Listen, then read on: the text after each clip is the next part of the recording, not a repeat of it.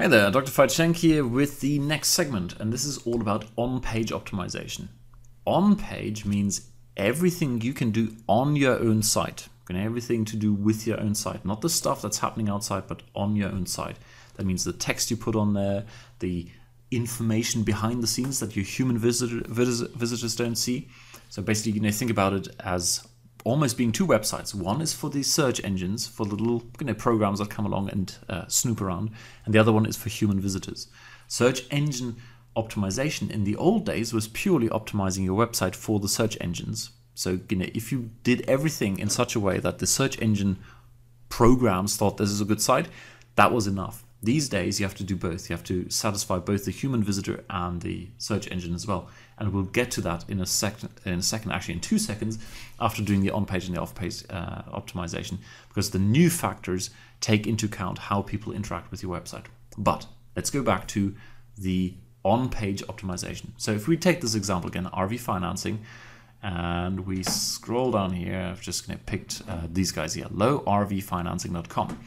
What you see here is the text, apply for RV financing, motorhome and boat loans online, then the URL, and then the stuff here, okay? RV financing, PRC RV financing is actually in the RV business, all of our RV loan, okay. All right, so if we now click on here, remember this here, apply for RV financing. What you see up here in the tab of, in this case it's Firefox, okay, there's that text, the very text we saw here. That one, it's also up here, okay? This text is super important because that is what people see when they, the first thing they see, and visitors or anyone who's using the search engines typically scans that line first. So if here they're typing in RV financing, well, that's kind of relevant because it says RV financing, cool. This is also good.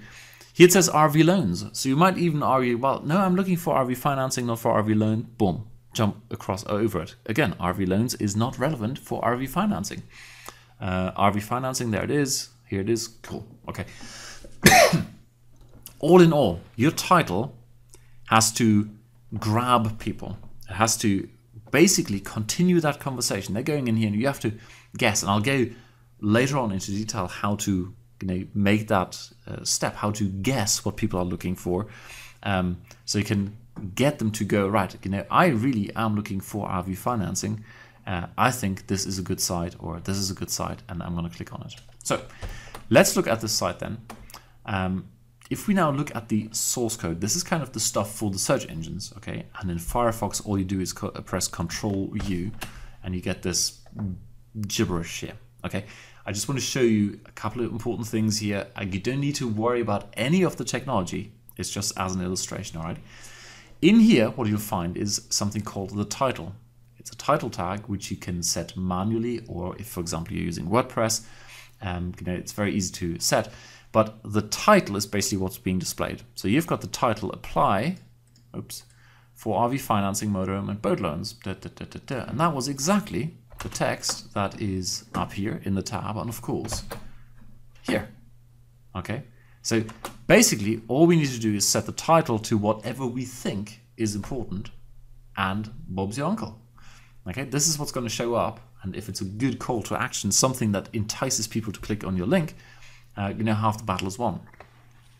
The second thing you might have noticed in here is RV financing, PRC RV financing is actually in the RV business, all of our blah, blah, blah, blah, blah. Okay. Look at this here. There's something called the meta name equals description. So this is basically the description of your website, and there it says RV financing, PRC blah, blah, is actually in the RV business, and so on. Okay. So again, this text you can actually set manually. So once again, you can go in and define this to be something where it's going to get people in, rather than randomly some stuff. Okay. This is all about, just to give you an example, we are actually in the RV business. All of our, that's very boring, right? Why not figure out what people really want and then put it in here?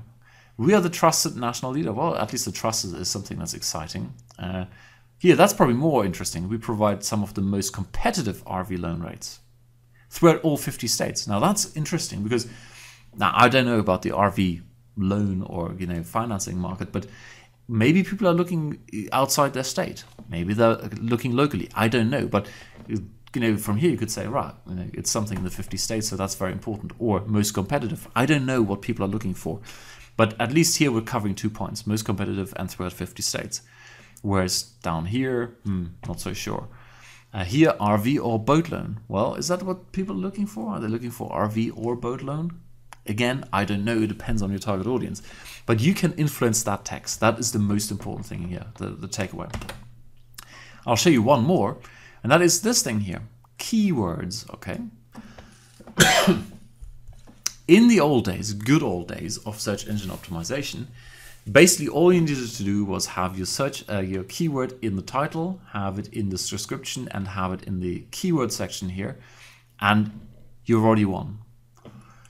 These days it's more complicated, and we'll get to that in a second. So these days you can almost forget about this. Forget about scratching your head and going, what could I possibly put in there? Have a couple of keywords that roughly describe what your site is about, and Google will go and figure out the rest. This used to be important, now it's no longer that important. All I can say is this keyword, this is basically one keyword because there's no comma in between them, is RV financing and online motorhome apply loans boat. Okay, that is not something people type into Google. It doesn't make sense at all. If anything, you probably want RV financing, comma, online motorhome. I don't know. I don't even know what the motorhome does in here, right? Apply loans boat. That is just complete and utter gibberish. So if you do this, do it properly. Alrighty, that's it. Now, these are the factors you can kind of put in behind the scenes. Now let's look at some sort of stuff that's in between those two.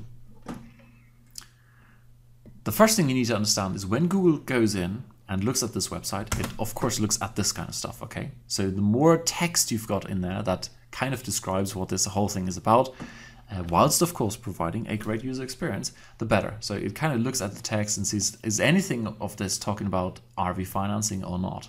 And if nothing is talking about RV financing, it's more difficult for Google to figure out that this site is all about RV financing. In the process, and here's the key thing, Google understands text, okay?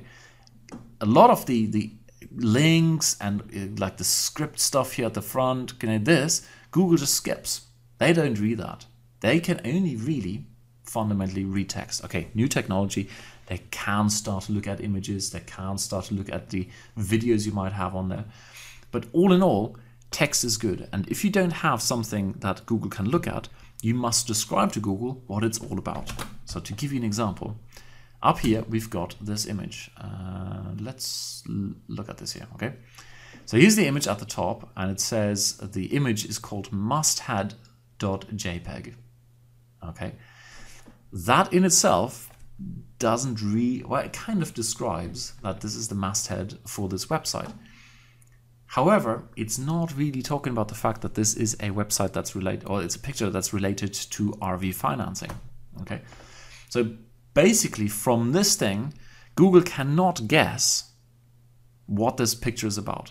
So really, when you put in your masthead, you need to describe what's going on. And let's have a look. I haven't checked masthead.jpg.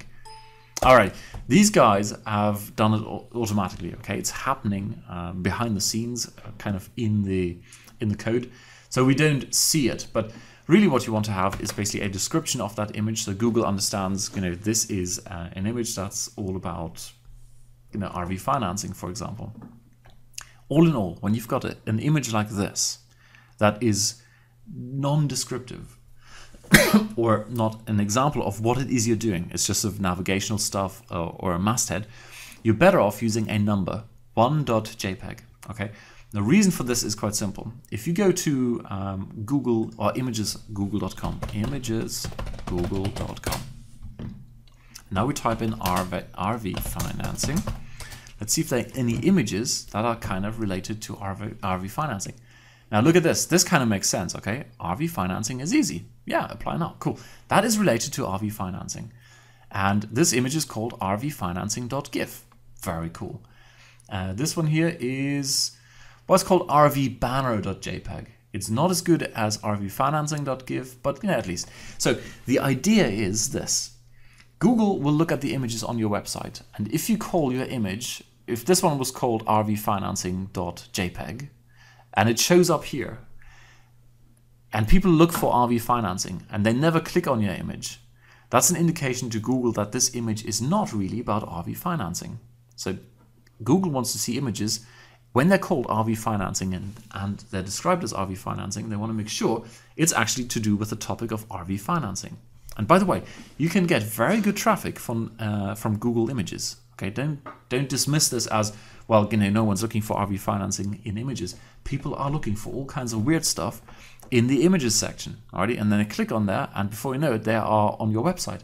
So it's something you need to take seriously, but you need to do it right. So when you've got an image that is non-descriptive, like this one here, call it 1 or 2 or 100.jpg, because Google doesn't put the number thing in here. But when it is a relevant image, like for example this one, then you want to include your keyword. You basically want to call it rvfinancing.gif. Okay. The overall summary of this part is, on your page, when you've got content that Google cannot read, like images, like videos, etc., you need to describe them appropriately. And appropriate means that if it were to show up, for example, in an image search, is it truly appropriate? Are people who are typing in RV financing, are they finding a relevant image? If not, you probably don't want to call it that thing. All right, that is the overall takeaway from this.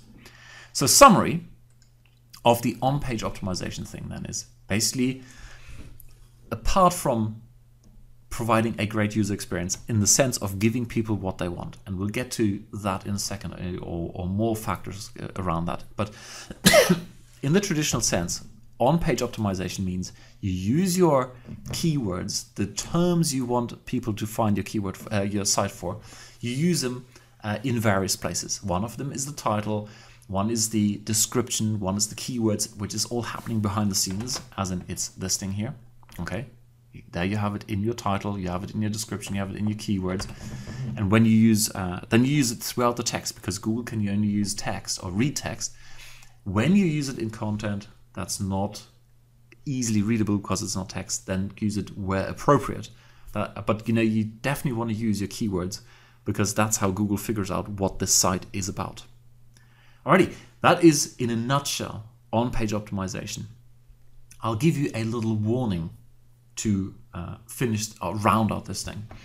There are various tools out there that you can install on your website, and they give you a score between 0 and 100 on how optimized your website is. Okay, and one of them, for example, is called SEO Pressor.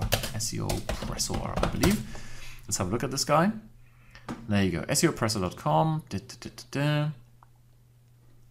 And you can pay money for this. Wonderful. Alrighty, and then all it does is, and let's see if there's an example of this. I used to have SEO Pressor. I still have it. It's just not on my websites anymore, simply because SEO Pressor kind of over-optimizes your websites. And this is just one example. I mean, by all means, read through it. Let's see if there's a nice picture that illustrates how this works. Okay, there isn't. There's probably in this video here at the top. SEO Pressor and related plugins or tools for your website, what they do is they go in and they check. Yeah, goodbye. Yes, I'm not waiting. Go away. They check, is it in your title? Is it in your keywords? Is it in your description? Are you using it as a tag to describe an image? Do you have it in the header tags? Do you have it, in often enough in the main text, etc., etc.? And unfortunately, that leads very easily to over-optimization. That basically Google thinks, hang on, you're trying to play a trick on me. Okay, you're trying to force this keyword into there instead of writing natural text. Remember, Google is all about providing a good user experience, because when they provide a good user experience or good results, people keep coming back to Google and they make money that way, okay, through their AdSense and AdWords programs, through all kinds of services. So they want to provide a good user experience. And if you had, RV financing, RV financing, RV financing, RV financing, RV financing, and they're kind of overdoing it here, right? RV financing, RV financing, RV financing, RV financing. This is not a good user experience. Okay, you want to keep it as clean as possible, and these tools you can find out there, these sort of optimizer things, are, in my opinion, not a good idea, because you're very easily leading to something that is over-optimized, in the sense you're using your keyword too much, and Google is cracking down on this big time. Alrighty, so that was on-page optimization. Now let's look at off-page optimization.